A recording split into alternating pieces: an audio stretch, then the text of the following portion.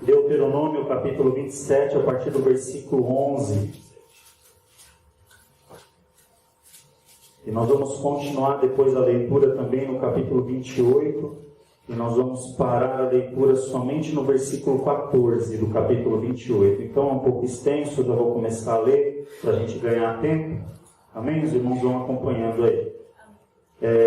Deuteronômio 27, 11 diz: E Moisés deu ordem naquele dia ao povo, dizendo: Quando haverdes passado o Jordão, estes estarão sobre o monte Gerizim, para abençoarem o povo: Simeão, Levi, Judá, Isacar, José e Benjamim. E estes estarão para amaldiçoar sobre o monte Ebal: Rubem, Gade, Azer, Zebulon, Dan e Naftali. E os levitas protestarão a todo o povo de Israel em alta voz e dirão: Maldito o homem que fizer imagem de escultura ou de fundição, abominação ao Senhor, obra da mão do artífice, e a puser em um lugar escondido. E todo o povo responderá e dirá: Amém. Maldito aquele que despreza seu pai ou a sua mãe. E todo o povo dirá: Amém. Maldito aquele que arrancar o termo do seu próximo. E todo o povo dirá: Amém. Maldito aquele que fizer para que o cego erre do caminho. E todo o povo dirá: Amém. Maldito aquele que perverter o direito do estrangeiro, do órfão e da viúva. E todo o povo dirá: Amém. Maldito aquele que se deitar com a mulher do seu pai, porquanto descobriu a auréola do seu pai. E todo o povo dirá: Amém. Maldito aquele que se deitar com algum animal. E todo o povo dirá: Amém. Maldito aquele que se deitar com sua irmã, filha de seu pai, ou filha de sua mãe. E todo o povo dirá: Amém. Maldito aquele que se deitar com sua sogra. E todo o povo dirá: Amém. Maldito aquele que ferir o seu próximo em oculto. E todo o povo dirá: Amém. Maldito aquele que tomar suborno para matar alguma pessoa inocente. E todo o povo dirá: Amém. Maldito aquele que não confirmar as palavras desta lei, não as cumprindo. E todo o povo dirá: Amém. E será que se ouvirdes a voz do Senhor teu Deus, tendo cuidado de guardar todos os seus mandamentos que eu te ordeno hoje, o Senhor teu Deus te exaltará sobre todas as nações da terra, e todas estas bênçãos virão sobre ti e te alcançarão quando ouvirdes a voz do Senhor teu Deus. Bendito serás tu na cidade, bendito serás no campo. Bendito o fruto do teu ventre e o fruto da tua terra, o fruto dos teus animais e a criação das tuas vacas, os rebanhos das tuas ovelhas. Bendito o teu cesto e a tua amassadeira. Bendito serás ao entrares e bendito serás ao saíres. O Senhor entregará os teus inimigos que se levantarem contra ti,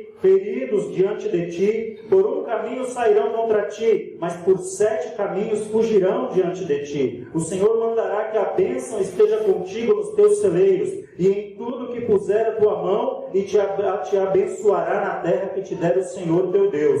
O Senhor te confirmará para si por povo santo, como te tem jurado, quando guardastes os mandamentos do Senhor teu Deus, e andares nos seus caminhos. E todos os povos da terra verão que és chamado pelo nome do Senhor, e terão temor de ti. O Senhor te dará abundância de bens no fruto do teu ventre, e no fruto dos teus animais, e no fruto da tua terra, sobre a terra que o Senhor jurou a teus pais te dar. O Senhor te abrirá o seu bom tesouro, o céu, para dar chuva à tua terra no seu tempo, e para abençoar toda a obra das tuas mãos. Emprestarás a muitas gentes, porém tu não tomarás emprestado, e o Senhor te porá por cabeça, e não por cauda, e só estarás em cima, e não debaixo, quando obedecerdes aos mandamentos do Senhor teu Deus, que hoje te ordeno para os guardar e fazer, e não te desviarás de todas as palavras que hoje te ordeno, nem para a direita, nem para a esquerda, para andares após outros deuses, para os servires. Amém? Amém. Glória a Jesus. Irmãos, nós lemos aqui uma passagem que é conhecida, e eu gostaria da atenção dos irmãos, porque eu quero poder que Deus capacite a transmitir aquilo que o Senhor pôs no coração. Para a gente compreender bem, a gente precisa entender o que é essa questão desses dois montes que a Bíblia nos fala, o Monte Gerizim e o Monte Ebal. Marca esses nomes, Gerizim e Ebal. O Monte Gerizim e o Monte Ebal, eles ficavam na terra de Canaã. A terra de Canaã era uma terra que o povo de Israel estava para conquistar logo após que passassem o Jordão. Então foi uma ordenança de Moisés: olha, quando vocês cruzarem o Jordão para adentrarem a terra prometida, haverá dois montes num vale, e vocês vão parar naquele vale, vão dividir, 6 representantes de cada tribo subirão ao Monte Gerizim, 6 representantes de cada tribo subirão ao Monte Ebal. E no Monte Ebal, vocês vão proferir as maldições, que nós lemos aqui primeiro, e no Monte Gerizim, vocês estarão proferindo as bênçãos, que nós lemos aqui no final. Esse vale, para depois a gente identificar melhor onde nós vamos chegar, posteriormente, ele veio pertencer a quando Israel estabeleceu o Reino do Norte, cuja capital era Samaria. Este vale entre os dois montes, o Monte Gerizim e o Monte Ebal, era uma cidade chamada Sicar. Gravem esse nome, Sicar. E ali era onde era a capital Samaria, né? Onde era o centro ali do Reino do Norte, vamos dizer assim.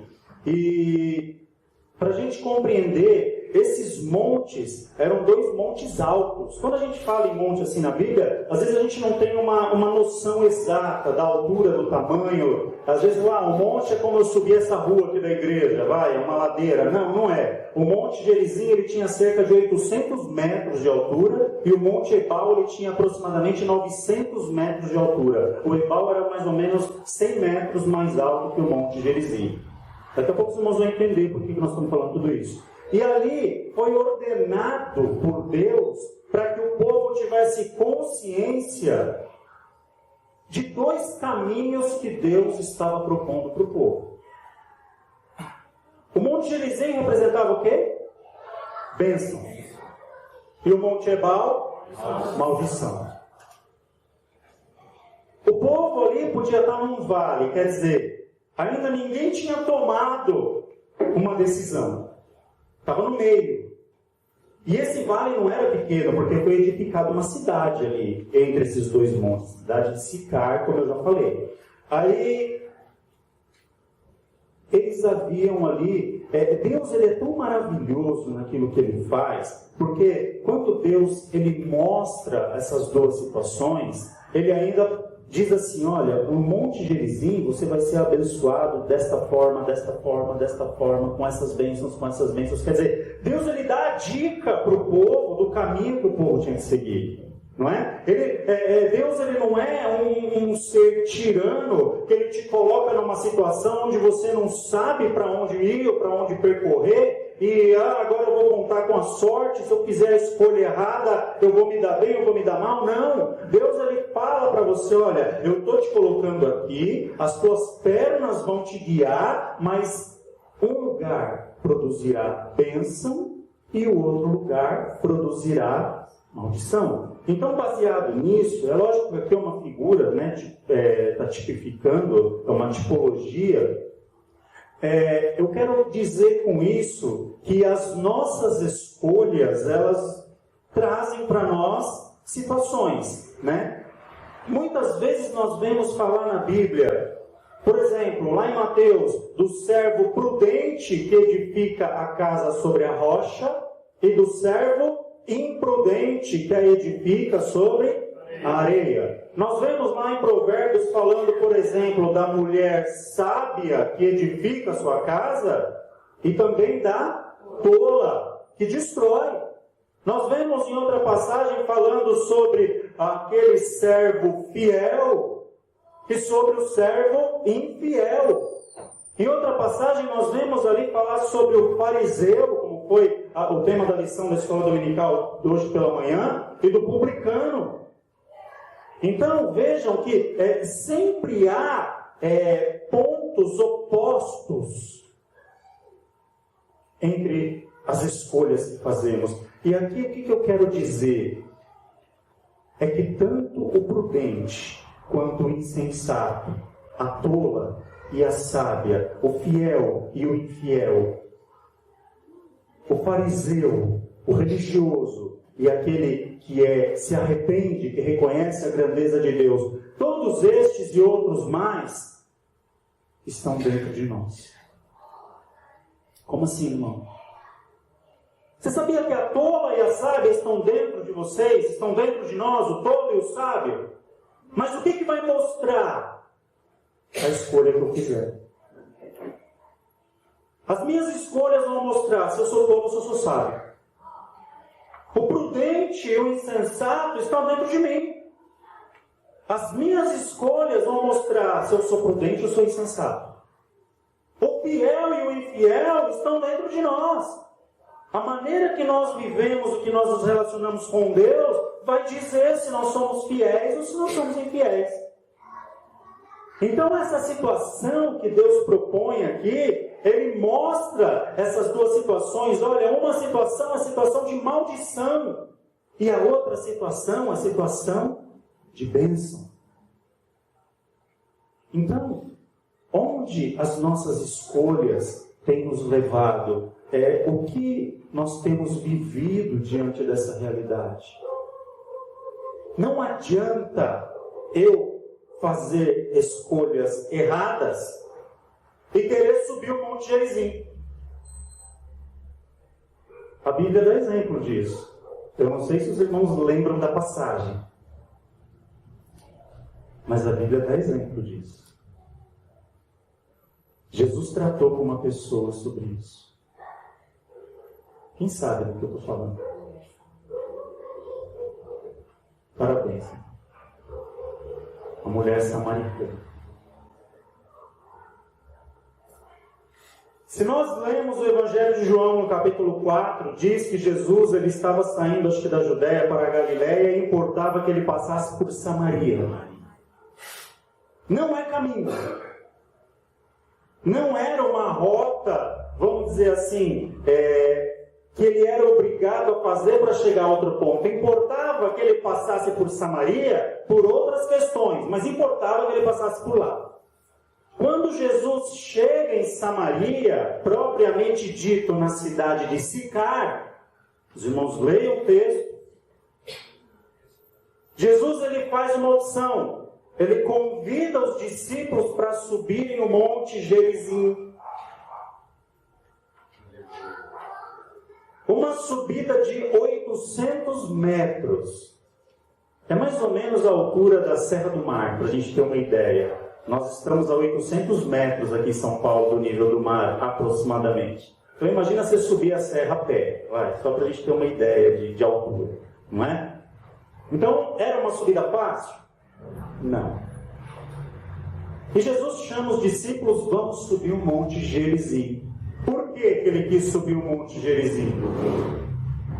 Lá no topo do Monte Gerizim havia um poço da herdade de Jacó. Quando Jesus sobe o Monte Gerizim, ele chega lá no topo, senta. A Bíblia diz que ele estava cansado da subida.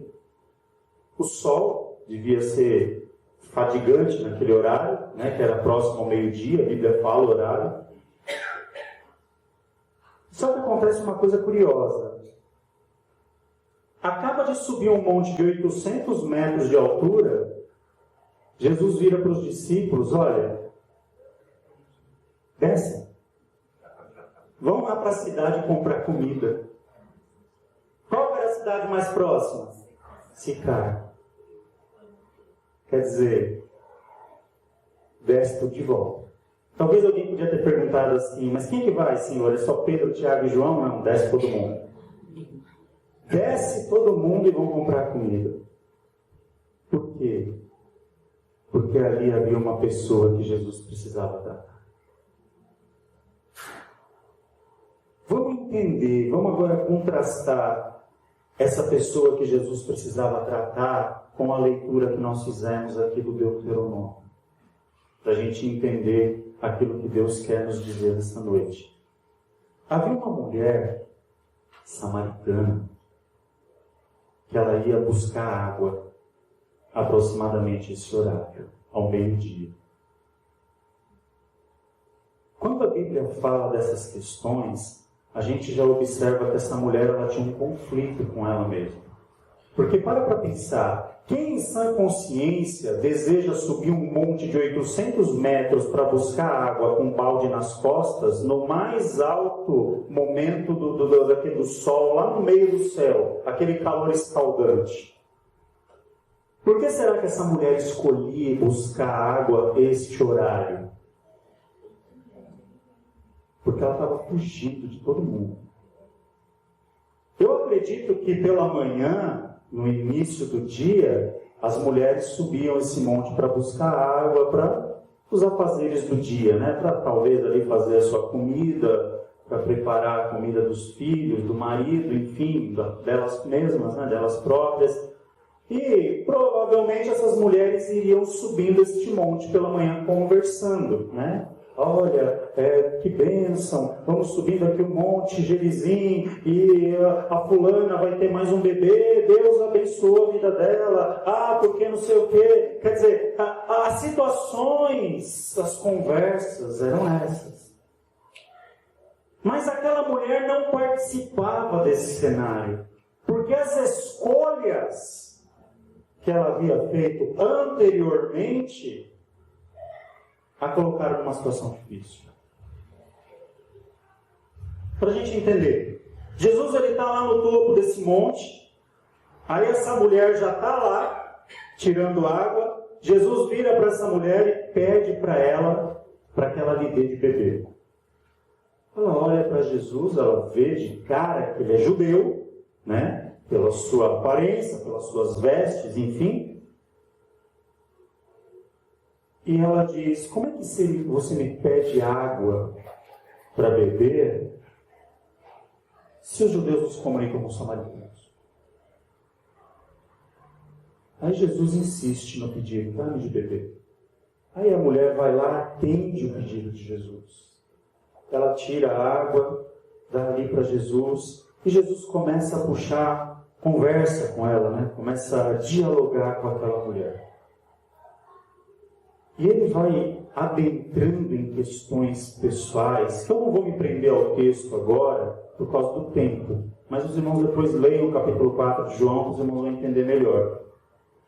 E quando aquela mulher é ali questionada, ele fala, olha, você bebe dessa água hoje, mas eu tenho algo para oferecer, e se você beber da água que eu te oferecer, rios de água viva fluirão do vosso interior. Aí essa mulher fica interessada nesse negócio. Eu quero dessa água.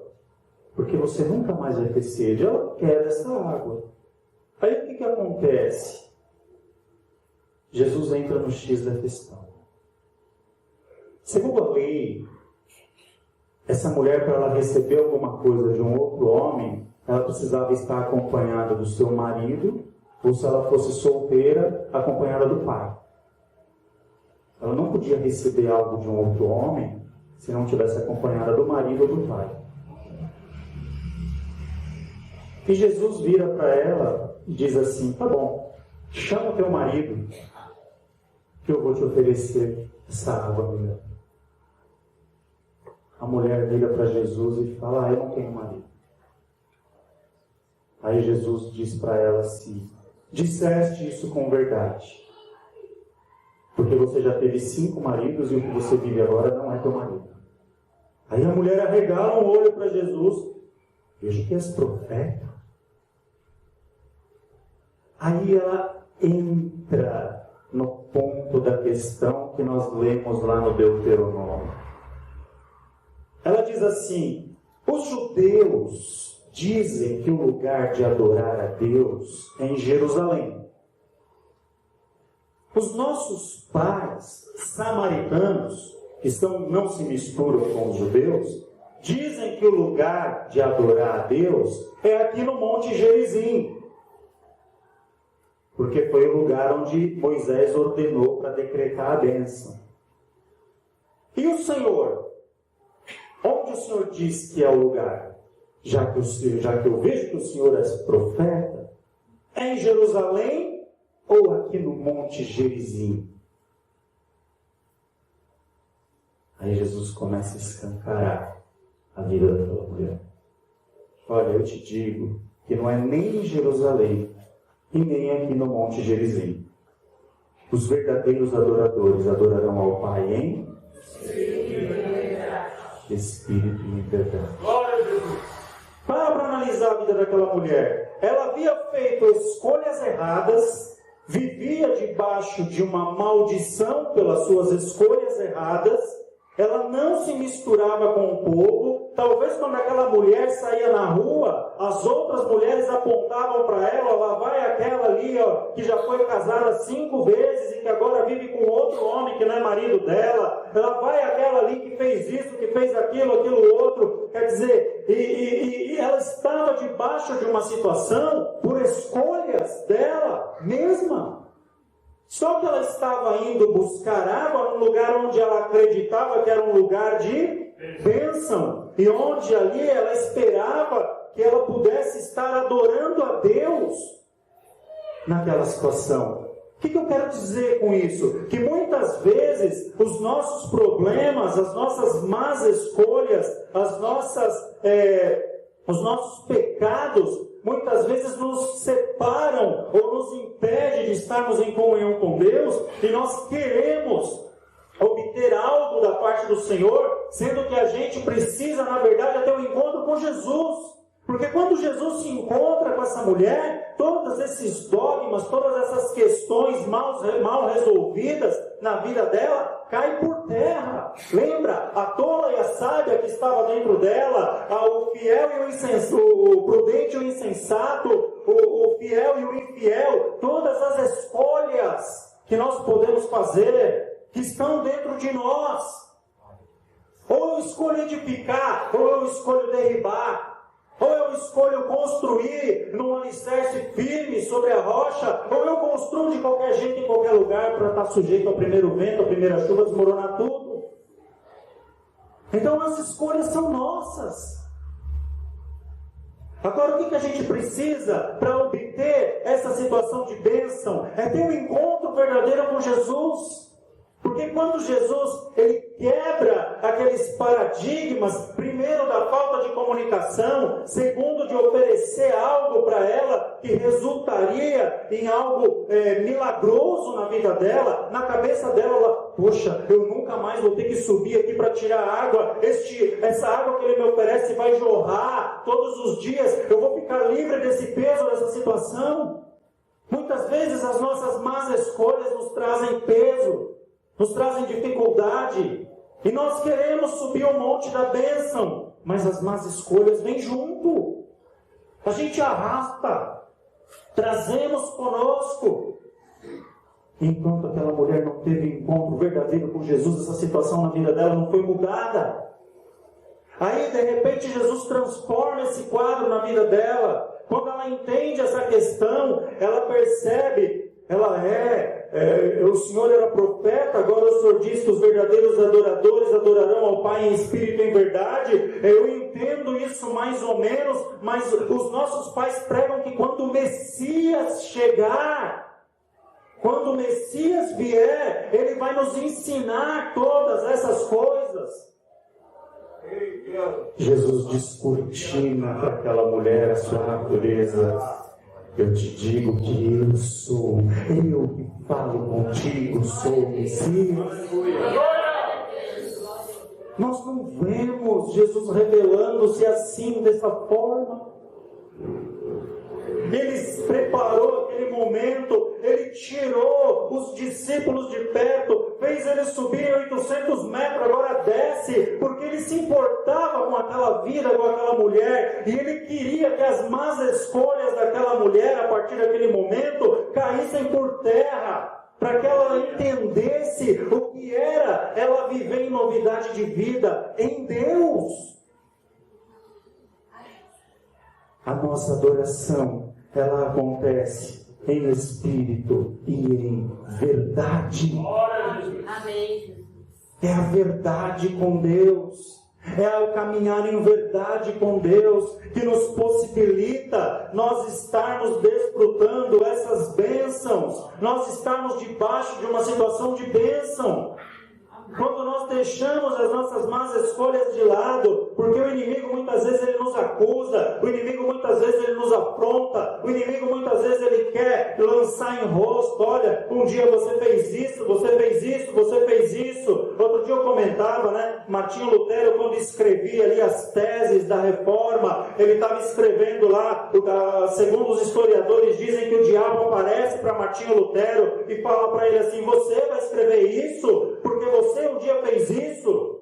E começa a acusar Martinho Lutero. E Martinho Lutero: é verdade, eu fiz isso mesmo. E você também fez isso? É verdade, um dia eu fiz isso mesmo. Um dia você pecou também assim. E Martinho Lutero: é verdade, eu também fiz isso. E o diabo começa a despejar acusações. Aí quando chega no final, Martinho Lutero olha para ele: acabou?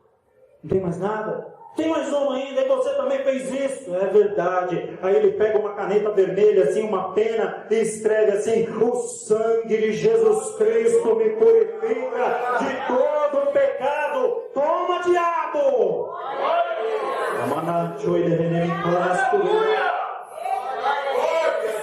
Está no lugar da bênção, em verdade com Deus. Os verdadeiros adoradores adorarão ao Pai em espírito e em verdade. Lembre-se, você pode ser tolo, sim, mas também você pode ser sábio. Você pode ser insensato, sim, mas você pode ser prudente. Você pode ser infiel, sim, mas você também pode ser fiel. A escolha é tua. Os dois montes estão ali, o monte da bênção e o monte da maldição. Onde que nós vamos escolher? Por qual caminho a gente vai querer trilhar? Aleluia! Deus, ele olha para nós e fala assim: olha, eu te dou a dica, hein? Vai por aqui. Deus não é tirano, vai por aqui. Se fordes por aqui, eu te abençoo, eu restauro, eu reconstruo, eu faço tudo novo, eu recrio para você, eu salvo, eu trago de volta. Aleluia! Mas a escolha de quem é? É nossa, é minha, é tua. E a gente precisa ter consciência disso. Senhor, eu posso ser tolo. Ai, meu Deus, como eu fui tolo. Não, Senhor, a partir de hoje eu fui tolo, mas a partir de hoje eu posso ser sábio. Eu quero ser sábio. Senhor, eu fui imprudente, eu fiz de qualquer jeito, construí tudo errado, desmoronou, mas a partir de hoje eu posso ser prudente. Eu posso construir certo na tua presença. Eu posso desfrutar das tuas bênçãos, porque Deus nos concede esta nova oportunidade. Aquela mulher estava acabada diante da sociedade.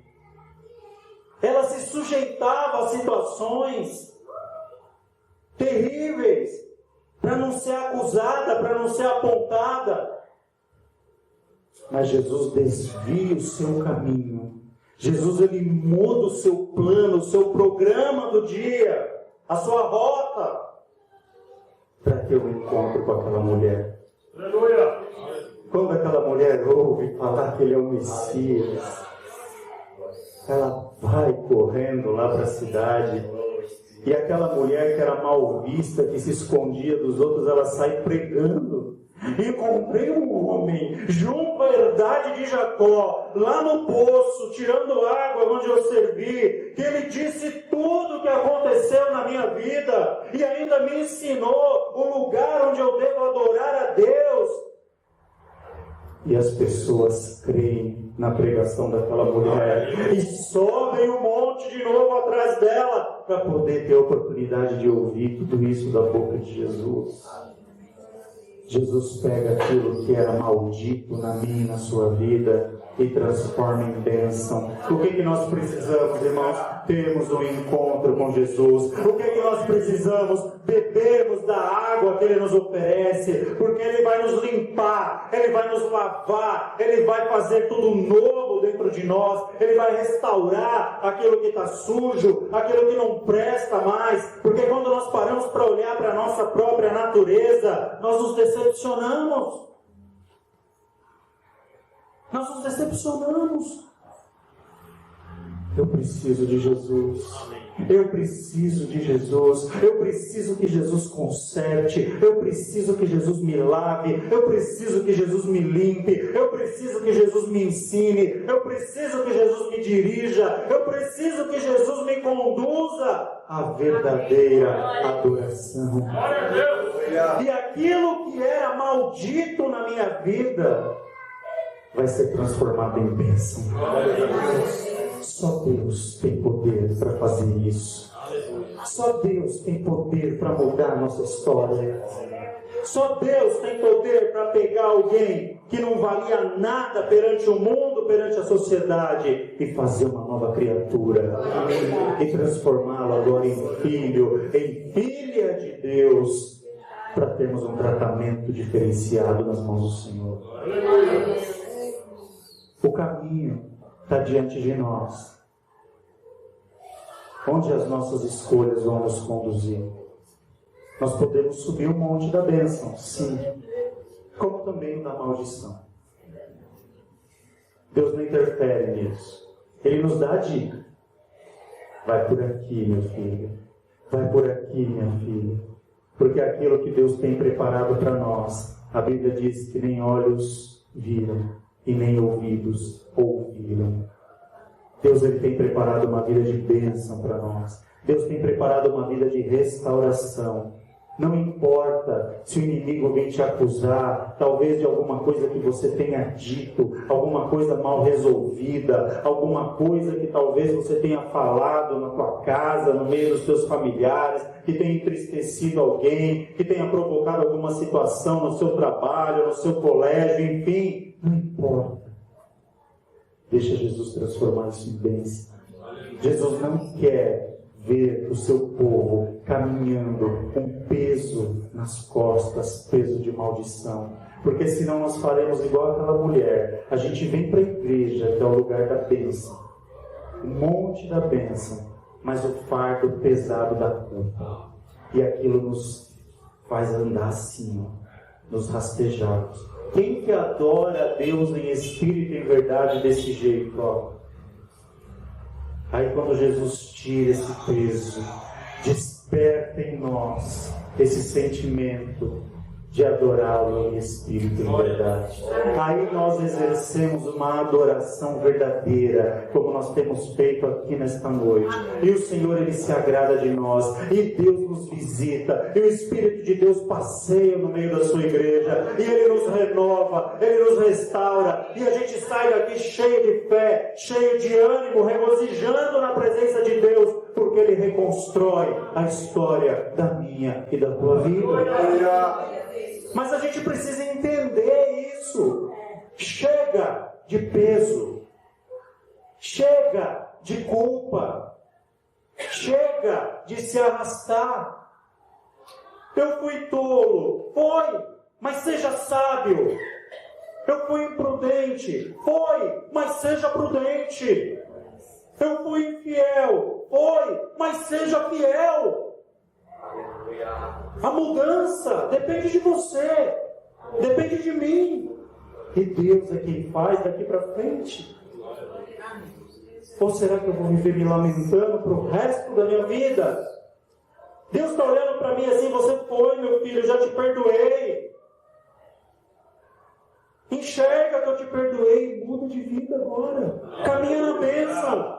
Existe um lugar onde foi decretada a bênção para a tua vida. Existem bênçãos proferidas para a tua vida. Mas enquanto o peso estiver em cima, você vai estar se achando culpado. Enquanto nós nos acharmos culpados, a gente não vive aquilo que Deus ordenou ou nos abençoou. A palavra do Senhor nos garante da seguinte forma: verdadeiramente Ele levou sobre si os nossos pecados e as nossas culpas. O castigo que nos traz a paz estava sobre Ele, e pelas suas pisaduras nós fomos sarados. Porque vivemos enfermos na fé, porque vivemos pesados e carregados, porque vivemos muitas vezes nos arrastando. se Ele já levou sobre Ele. Jesus já tomou o peso do meu e do teu fardo, que nós mesmos não podíamos carregar. Basta que hoje a gente vive novidade de vida e subamos um monte da bênção. Façamos as nossas escolhas corretas na presença de Deus. Vivamos uma vida da maneira que Deus deseja que a gente viva. E assim nós vamos herdar todas essas bênçãos proferidas. Amém? Vamos colocar fé, vamos orar a Deus.